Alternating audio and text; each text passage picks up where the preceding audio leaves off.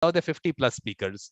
Can you imagine now if I delay even 10 minutes for one person, imagine 500 minutes extra taken. It's a lot of time. You're like a doctor's office or a dentist's office. Exactly. That's a chain reaction. Yes. So perfect. So Matt, thank you very much for being part of the symposium. And of course, we started off, of course, as a small symposium. Now, as it seems, like I said, 50 plus speakers from some 30 plus countries. And I'm still thinking of extending it because I feel it's a very important topic. And I think we need lots of discussion. So before I get you in and you introduce yourself and we get into the topic, let me just put this out there. This is what we're doing. Mediation legislation, how, what, when, where, which, who, why. Okay. Open discussion, anything, whatever. We are not bound by any law or anything. We can think of what we, of course, we'll talk about what exists, but we can look at solutions and the way it should be. So this is what it is all about. And of course, 10 seconds to put up the fact that information is available on mediatorvikram.com. That's so I finish everything off before you come in so that I'm here, but I'm not here if you don't want me to come in. So this is where it is, mediatorvikram.com. Please read about the World Mediation Circle. Lots of activity has to happen there. And that's it, Matt. All about you. This topic, please. The floor is yours. So that was the intro right there. That's wasn't the practice intro. That was the intro.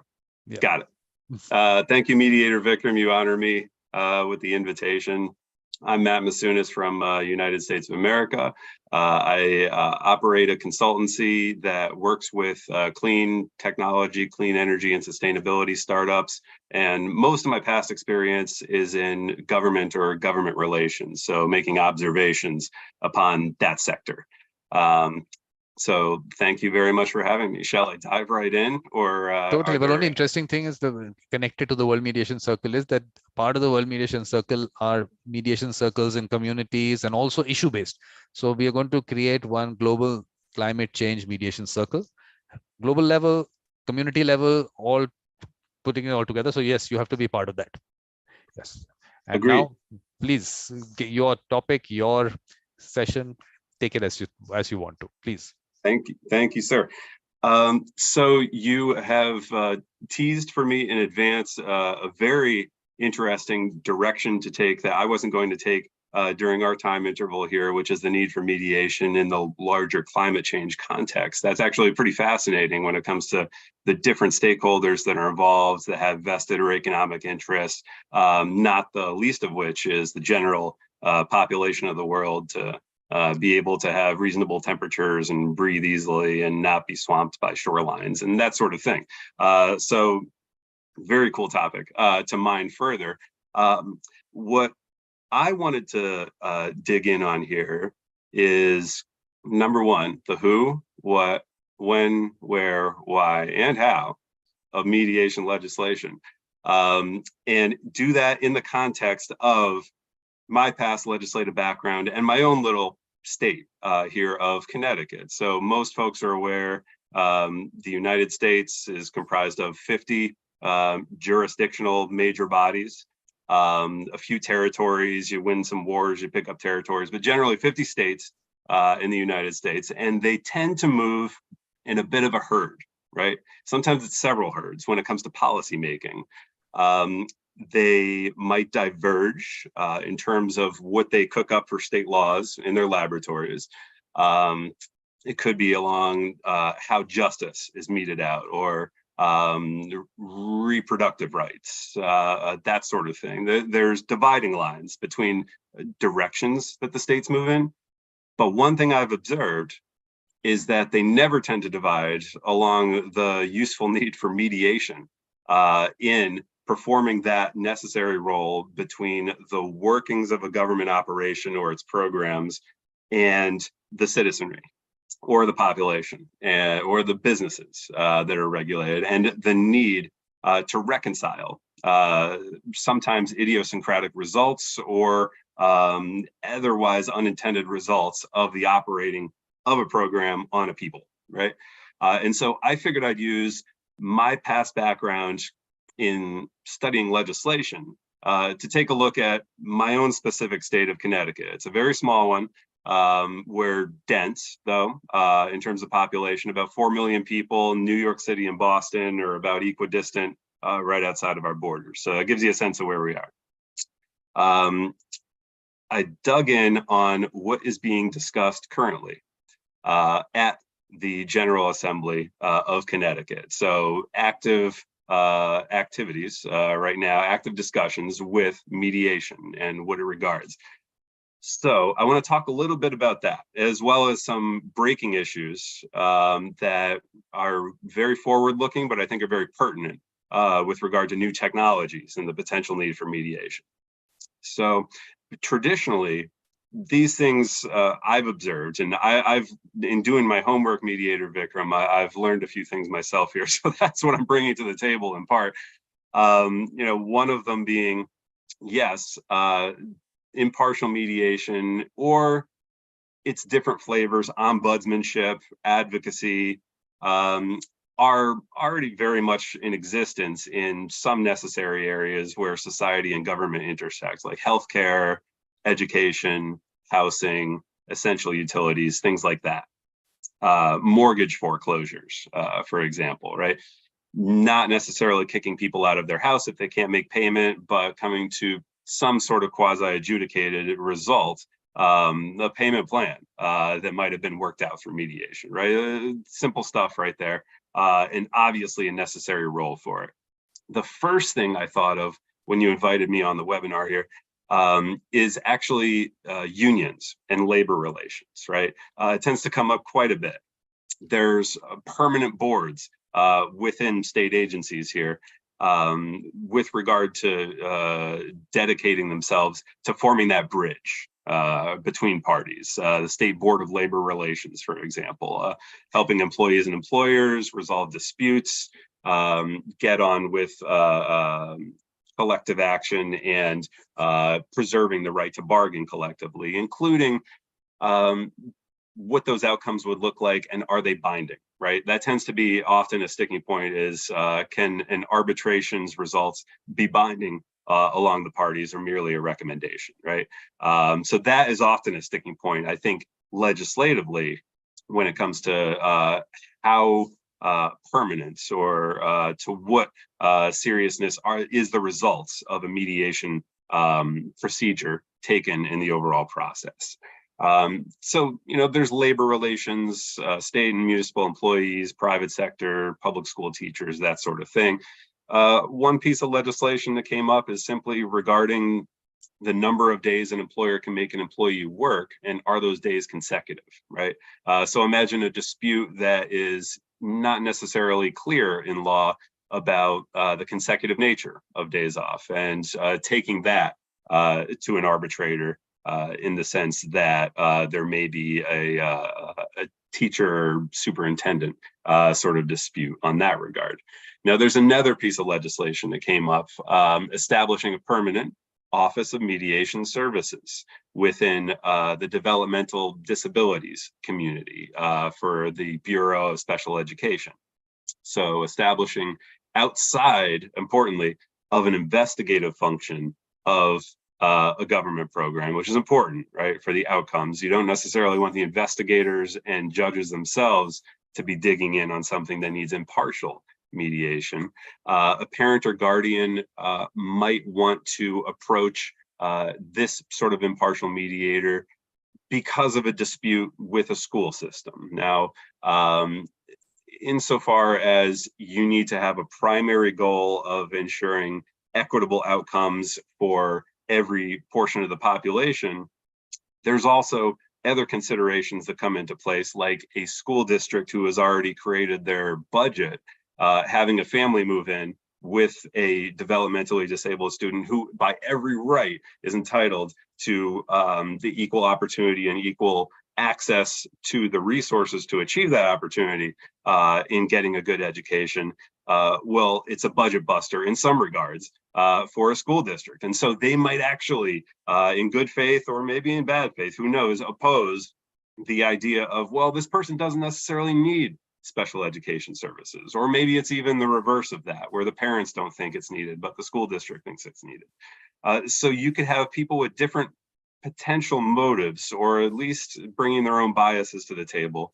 And that needs to be reconciled. So this piece of legislation here would give parents the opportunity to consult with a new mediation office and say, hey, we need, it's a non-binding outcome here, but a neutral mediator to bring in lieu of an adjudicatory hearing, right? To resolve issues in a manner that's acceptable to the parties, get something in writing and indicate whether it was successful or unsuccessful. Another small one here, and then I'll move on to the topic that's really interesting me about this. There's a bill to establish a condominium ombudsman, providing a venue to mediate condo disputes and increase the transparency of association budgets when it comes to shared collective properties. So there's many sectors of society where mediation or its equivalents, near equivalents, like ombudsmanship, advocacy, can be really used effectively in those friction points between government and society. Now, here's something I found that is actually really interesting and is kind of on a different tip altogether, and that's artificial intelligence and machine learning. So nowadays, these are already embedded in government systems, these automated decision-making processes to make things move faster. Traditionally, when you've got disputes between mediators, they're between two or more parties who are people, right? In this case, you might start to see disputes between a citizen and an algorithm instead, because there are background processes where people might complain, you know, the government is opaque in terms of how this was brought about or established in terms of a result. So they try to do their best. But talk about opaqueness, if you're trying to dig into the black box of how a computer was programmed and what those results it's spitting out are giving you, you want to make sure that a disparate result isn't retrieved for one section of the population by accident, right? Whether it's any differentiating characteristic between people in your citizenry, you want to make sure that you don't accidentally move them from like an approved pile to a disapproved pile in terms of a government program, or even worse, that it affects something with the justice system having to do with them. That, I think, excuse me, is going to be a coming friction point when it comes to that. And so there is legislation actually to address that as well when it comes to automated final decision systems and conclusions, judgments that a state agency might make, excuse me again, with or without intervention, and a machine acting on behalf of that state agency. So this can have a material effect on the outcome of a process. In the US, I'm sure in other places too, but especially in the US, we've got disparate effects between certain sections of the population, right? And we're still seeing that now in terms of social justice movements, long tail effects of either explicit or more pernicious, sort of subtle government policies that separate an in-group from an out-group, right? If you've got lighter colored skin complexion and darker colored skin complexion is the foremost one that tends to come to people's minds over here. If you are, let's say, put through an automated decision system and there's some sort of a even subtle bias behind there, then even well-intended public administrators could end up achieving the same results of moving people into economic disadvantage versus advantage, and a long tail of consequences that arrive to society as a result of that. How easy is it to get a job, to pay a mortgage, to, in that case, decide where you are able to live, and therefore what sort of education your children are able to receive, and so on and so forth. Long tail effects of policies right there in terms of separating people based on outcomes and based on differentiating characteristics that aren't intended. I'm really going on a spiel right here. I didn't give Perfect. you an opportunity to No, intervene perfect. yet. This is the way we want. This is perfect. Perfect. Yeah. I'll get it. And so, yeah, I think artificial intelligence is actually a really interesting place for the mediation conversation to also be happening in terms of person versus algorithm, and are you getting results that are unintended when it comes to the programming or pre-programming of how a government system is supposed to work with its people. In my research, that was the one that really stood out to me as something to keep an eye on as developing sort of area. So I found that very interesting. Yeah, we should do one special symposium only on that, on artificial intelligence and mediation. I think I'm going to look forward to the 19th. Yes. But Matt, tell me in terms of legislation as such, for one is in relation to, say, the court system, and one is in mediation in general, which is going to happen where people have a dispute and they just want to maybe just any mediator that they want to pick up. I mean, is there legislation on that side? Is there anything there? I think that those systems are generally established in the legacy places where they were identified as needing to be there first and foremost, right? Collective bargaining between major bodies of populations, that sort of thing. And right now, legislation is actively being looked at to establish new mediation offices within major departments of the state of Connecticut. So yes, there are several places that appear to be seriously getting considered. And the foremost one that I'm seeing right here is within those with developmental disabilities and the provision of special education on behalf of the state and sub-jurisdictions to its people in terms of getting equal access to opportunity regardless of your starting point in the educational system. That's where I'm seeing it right now. Yeah, because look, you spoke about the ombuds. That part of it, I've had a few discussions with ombuds from the US, because I feel there is a major need for organizational mediators.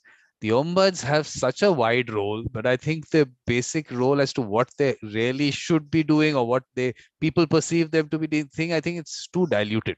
So I said, let's look at calling them, let's keep it simple, organizational mediator. And of course, I have another concept of organizational peacemaker, but that's that's going to follow from that. So I think that way, I mean, I'm just saying ombuds, I think for me needs to be broken down. And I had one session on ombuds, a Swiss Army knife. So I had one discussion on that. So I think I was actually going to ask you about that in terms of your expert opinion, because they strike me as at least very slightly different in terms of a mediator potentially taking on the most impartial type of role between parties, whereas an ombudsman or advocate, you do have a bias toward the consumer that you're serving with relation to advocating for them inside of a larger system. Do I have that right in terms of? Look, the idea is that they should not have that bias, obviously, but the fact is the role that they play, they themselves, I think, I mean, if you look at one of the requirements for one of these ombuds jobs, and you'll ask yourself, do these people exist? they have such a wide role, and mediation can be a part of it, but they don't really look at it and say, okay, we are going to be mediating. I think the first thing is conflict coaching kind of situation. Maybe I would say counseling, but okay, more into that kind of discussion. And then maybe get into a mediator role, and some of them do. So I think basically it all depends on what the background of the person is. If a person has a mediator background, we'll maybe look at that as an option. One has a conflict coaching background, we'll largely look at that as a role.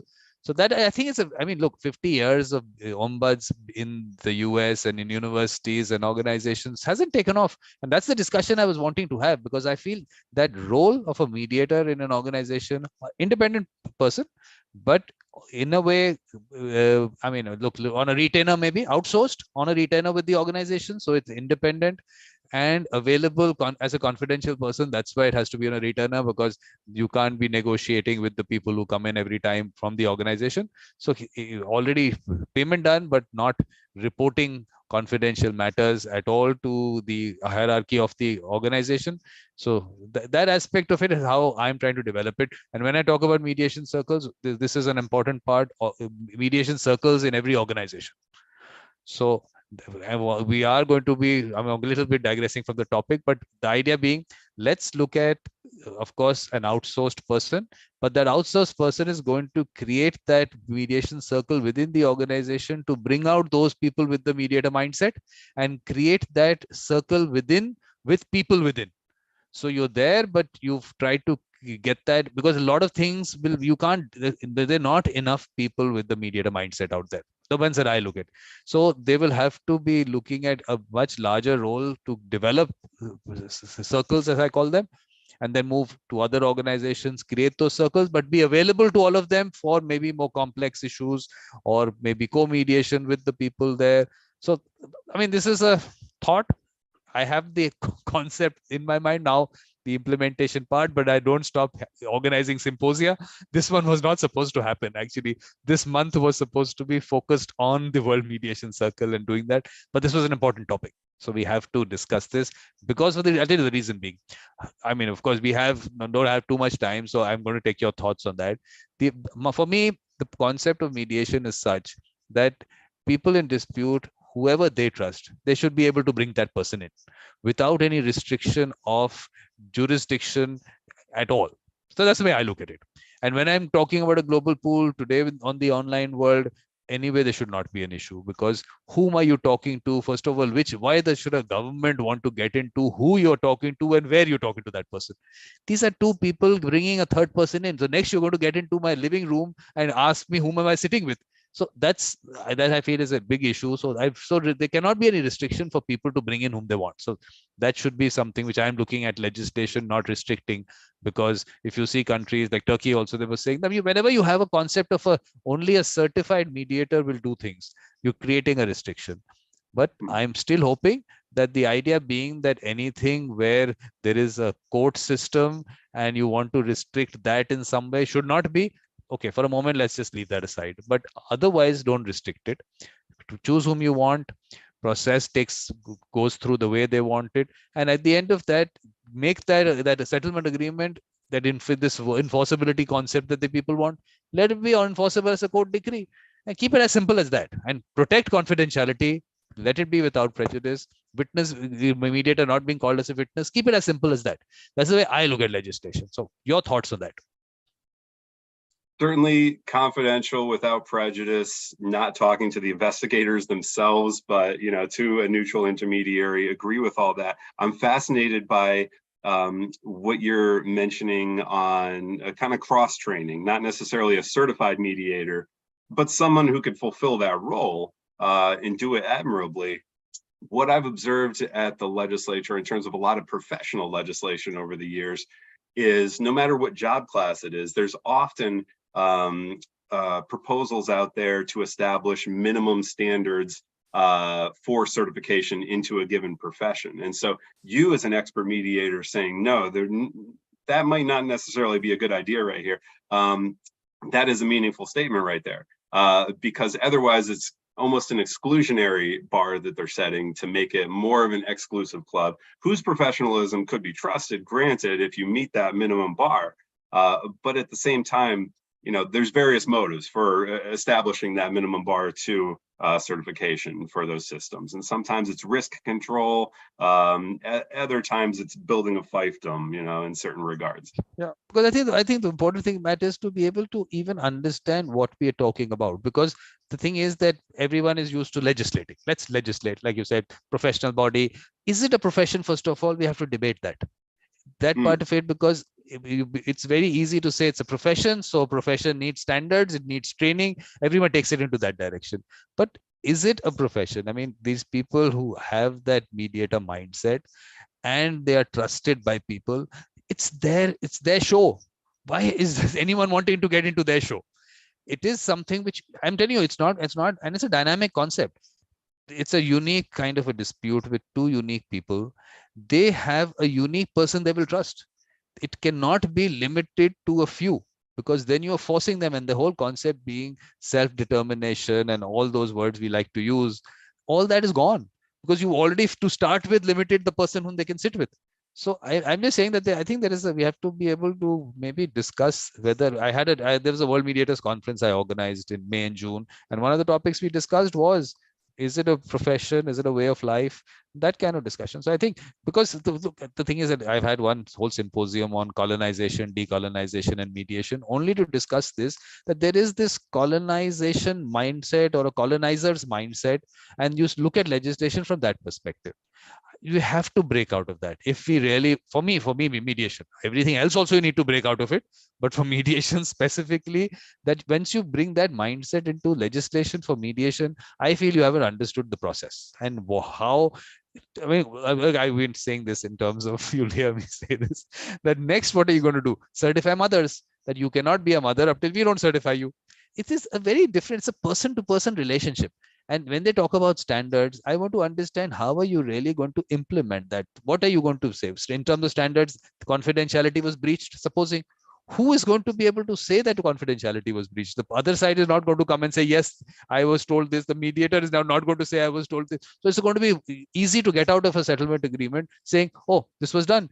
There is no evidence. There can be no evidence, because when we say mediation is confidential, there should not be any evidence. So what did you do? It's easy to make allegations then. So I think it's going to, the standards will be nice for the people to say, okay, we are regulating something, but then when it comes down to actually implementing it, that's why I think trust. I think everything's going to be trust, and it's going to be those people who would come out from the grassroots communities, organizations, and they will be known as people whom you can be trusted. Word of mouth would happen from there. Right now, over the years in the US also, with the court system and mediation happening there, it hasn't really, or the grassroots level, not really taken off. It's still a lawyer's domain, and lawyers control it. So I think we haven't, I mean, those are the ways of, after discussions with people, that's the thing. But your thoughts? I'm glad you pre-populated it with your thoughts, because I was going to ask a little bit about that, and there's a saying over here, there ought to be a law. If you've got a particular grievance, you eventually say this is unconstitutional, but right before that you say, well, there ought to be a law about this. Well, the lawmakers don't necessarily want to make laws about everything, unless there's a wrong that's in place. Is there something that could be done better right now? Otherwise, please demonstrate the need. When it comes to the classification of professions as mediators as a profession, I had that same question. Is it more of a mindset? Because should mediators be siloed within given professions? Let's say I've got expertise at publicly provisioned health insurance, right? Something like along those lines. Like, okay, I'm just going to be the in-between between these insurance carriers and the people who are seeking to get on these benefits. And I will not exit from that silo. Like, is that the right role for a mediator, or is it the mindset of a mediator where you can mostly grasp the fundamentals and the nuances of this sector or that sector or that sector, and it's at least as much in terms of hand-holding people's minds and mindsets to come together in terms of what are the commonalities that we're trying to achieve here, and what are the ultimate aims, and not necessarily the proximate actions that you think are going to get you to those ultimate aims, but how else can that compromise be reached between parties, right? Exactly. And so it does strike me as more of a mindset function myself too, than as an explicit profession in one sector or another. Exactly. That's exactly what I've been trying to say, that this is something which is, like I said, people to people, that connection. How can you create the connection? I've gone to the extent of talking about heart, soul, spirituality, and mediation. There's so much more happening there that I mean, of course, spirituality removed from religion. I mean, not the religion side of it, the spirituality side of it, or the energies that people bring in. There is so much more when people connect with each other. There is that dynamic that you are handling.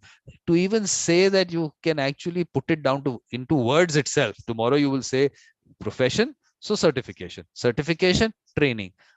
Do you even understand what all is happening there? It's a very, I mean, that process is such that I don't think there are enough words available for the process. So you've got words for certain things. So put that as theory and say, okay, this person has to go through this theory. not understanding the much larger thing that is happening there. Because finally, I keep talking about these 40-hour factories. You say 40-hour factories are going to make mediators. And on the other end, what I did was I started a show called Evolution of a Mediator. And I started with Ken Cloak. The point being, of course, he's a very internationally known mediator, that let's understand what this person is all about. Growing up, even the value systems that you bring, your grandparents give you, your life experiences, your circumstances, makes you who you are at every moment. So it's not, that's why it's evolution. It is evolution all the time.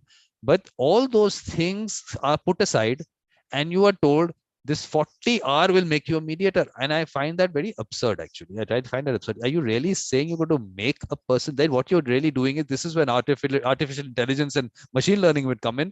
All that theory that you have, put it in there. I am saying that the machine will give you better results. When you say these make the mediator, that mediator is available to you if you can give them all the inputs that are required, all the theory, they already will have access to it. Let's try it one time. Here, a mediator, here, Chat GPT. Let's have the same conversation and let's see the output that comes out. And I'm telling you, if you are going to look at that as the output, it'll give you a better output, because it has access to so much more material. And youth, this 40-hour that is spoken about is so limited. Even the word neutral, I mean, people use the word neutral. That we had a symposium on neutrality and mediation. That itself can be 40 hours. I think ours was about 20 hours. I'm saying that one word can be 40 hours, and you're saying you actually created theory and everything in those 40 hours on everything about mediation. You're fooling people. It's become an industry, and the process is not being helped, because today in the US also 50 years of course, being in the court system itself, on the ground, the realities are so different. I mean, it's not something that it's a rule that yes, you have full-time mediators. It's not a rule. It's an exception, I would say. So those are thoughts there. And it's supposed to be your session, Matt. I'm not supposed to be the one talking. No, I'm enjoying learning from you, and that's a part of my prerogative as my session. I want to, go back to artificial intelligence and who watches the watchman there. That's a fascinating comparison right there. Is can you train a Chat GPT or like system to be more human than the average human in terms of being effective at hand-holding parties together? And well, the body of knowledge from human history suggests that this is the right answer right here. And would that actually arrive at an answer that the average impartial mediator might perform at or better, right? That's a fascinating question right there. I would love to see that same sort of test. I don't know if we could do that in our time right here, but maybe we could look up till Francis doesn't come in, we have time. But what I'm trying to say is that, look, if you give the access to discussions that people have, because what happens is mediations themselves not being recorded, machines don't have access to what's happening there. I'm saying give them access to the best mediators in the world. And if whatever's happening in terms of the cameras to look at the emotion, if you keep talking about expression and everything, give it all the access, and over time, I'm telling you, they'll do a much better job than what we call will make mediators. But the person with the mediator mindset brings in a lot of other things, which is where I differentiate between the machine, or for me, that making a mediator in the 40-hour factory is the same for me, machine or that. So that's on one side, and the person-to-person interaction, the connections, the energy, the connection to I mean, like I'll still use it. You'll hear me again. I'd say heart, soul, spirituality, connecting to the heart, reaching the soul. I mean, you're really getting, that's the mediation I'm talking about. There will be mediations, which will be settlement conferences that will continue, because you will go to a court, lawyers will take over your matter, they will take it to a mediator, you will be told that in the court you'll have to pay so much costs and it'll take so much time, better for you to settle. You'll settle it, walk out, everyone will say mediation is very successful in the US, but no one will walk out happy. They will not talk to other people, so word of mouth doesn't spread, a good word of mouth doesn't spread, so you don't have people going to mediators first. that is when you reach the test the whole concept. When people go to a mediator first, they identified Matt has been really good, but he actually resolved this dispute with so and so people. Let's just contact Matt. We have a dispute. Let's go to Matt. That's what I'm wanting to create. And that's when I will think that, yes, mediation has reached somewhere. Not, I have a dispute, I'll go to a lawyer, we'll put our pleadings in, we'll make allegations against each other, and then it'll go to a mediation and we'll settle. That's not the way I would want it. I like that hypothetical you used of Matt as being really good. So I find that you've got a real focus on the soft sciences, right? Of how do you feel coming out of this, and how well does the process and the results adhere to the commonalities that we all share, that spiritual component, versus the concept of a negotiated settlement where no one is supposed to be happy, right? Because that's the nature of compromise, is no one's going to be happy. So that distinction could actually be really important right there in terms of how things are arrived at in the end and how people come away feeling from it. Exactly. I do agree. Yeah. That's just all. It's all about that. It's all about, finally, it's about ending things at a good note where you've come out saying that, yes, I did, for whatever reasons, but for good reasons, we reached a resolution. And those good reasons will it'll give you good things to take back as a person itself, which you will then use in your life, in other relationships, in other transactions that you have, which will make those better. So then, I mean, the fact is that you are in a way learning from that collaboration or interaction that you're doing, and you're changing society and changing your life for the better. Only then will things, look, that's when the whole movement, good things happen. On the other end, it will still be an adversarial process, and the adversarial process not being ended by a judge with an order, an adversarial process ending with, okay, let's do it this way and finish. I find a lot of difference there, and that's why I've been talking about it. We say mediation, legislation, and a lot of discussion happens on the legislation.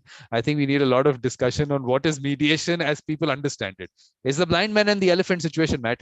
It's that everyone perceives it differently, and everyone thinks, yeah, this is what mediation is. And I am also saying, for me, mediation is a certain aspect of it, and that's the way I want to promote it. And I'm sure other people, for them, that settlement itself, and in whatever way it happens, gun on your head about time and cost, if that's the reason it's happening, maybe for them it's good for them. I am no one to say anything, but I have to put it out. I don't know if you got to my website. I put it when I spoke about the World Mediation Circle, the humanistic approach, heart, soul, spirituality, collaboration, all those good things that we want.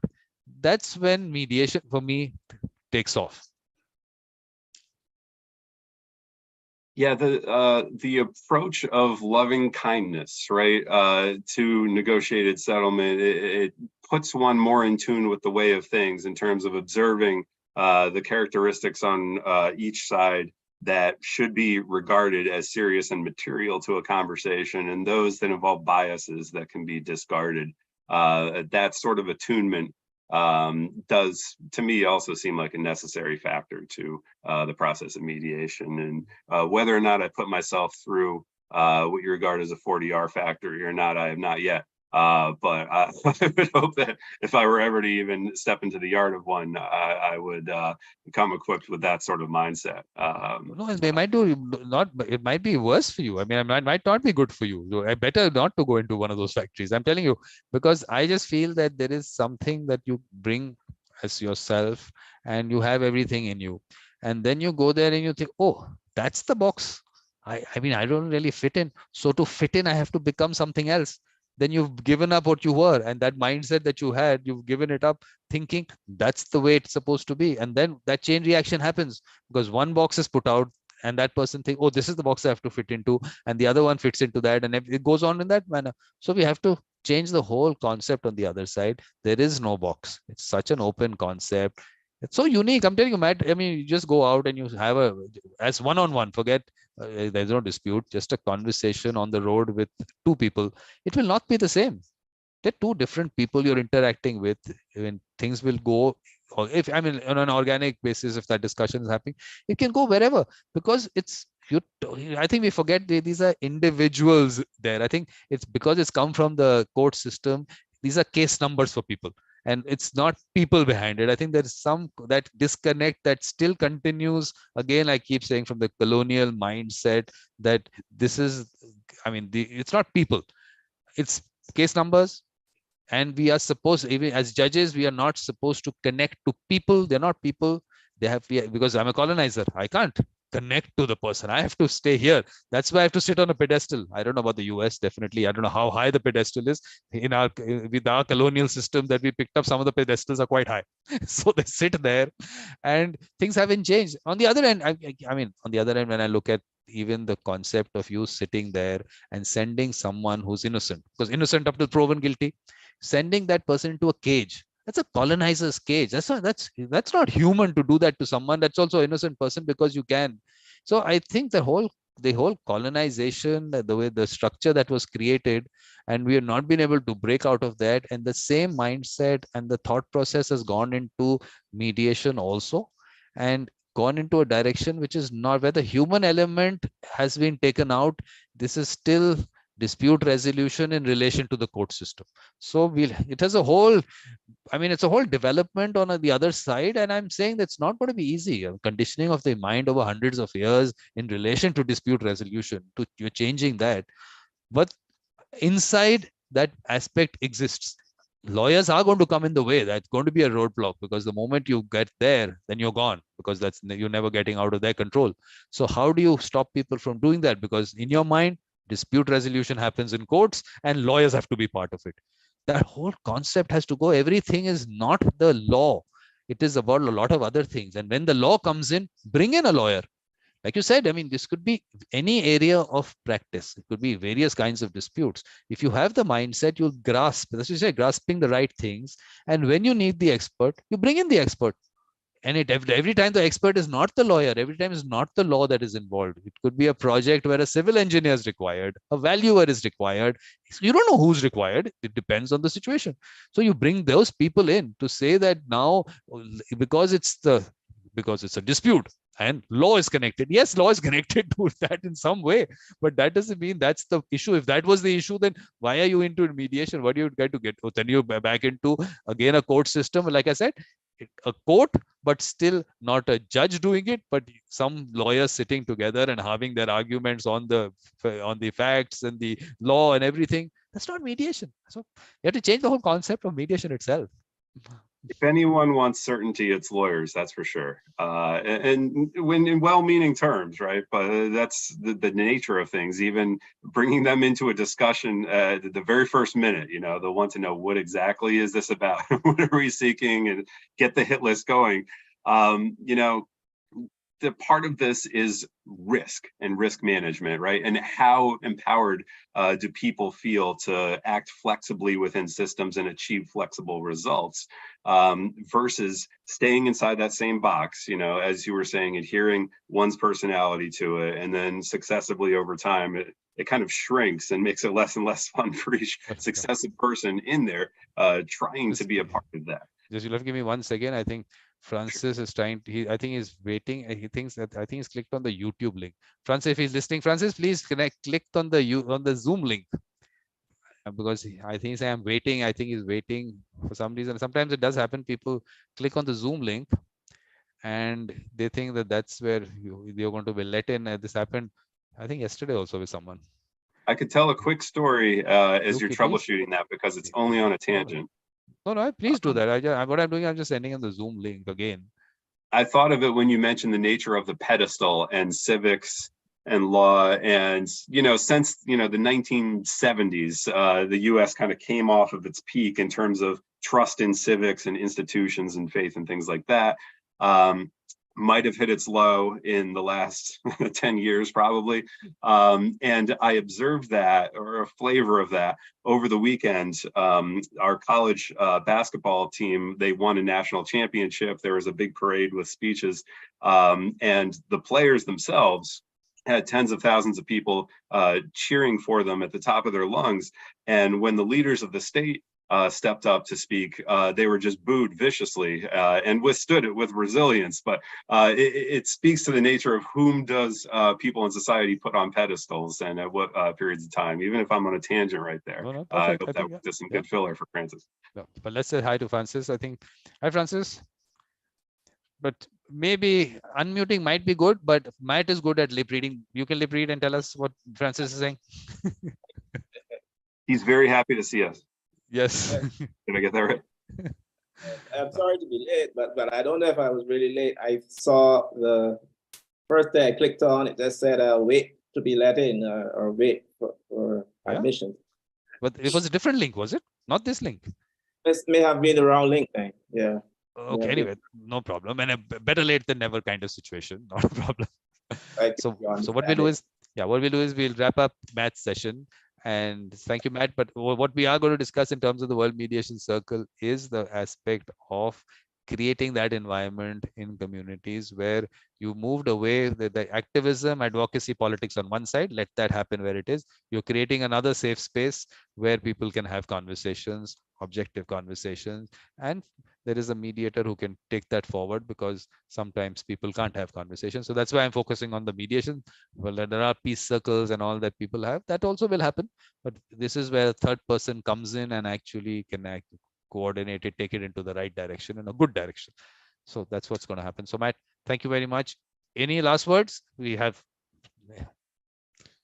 Again, you honor me with the invitation. Thank you so much, Mediator Vikram. It was a pleasure to start my morning over here in the USA speaking with you and diving into these subjects myself and sharpening my instincts about the various flavors of mediation when it comes to current state legislation in my area and which areas they regard, especially that topic of interest with artificial intelligence and machine learning and the intermediation potentially necessary in the future between citizen and algorithm, which is kind of a fascinating new friction point. We'll take that up, I think, as a topic, and we'll do a symposium on that. And it's going to be Vikram from now on. It's not going to be Mediator Vikram. It'll just be Vikram. So we'll keep... Yes, sir.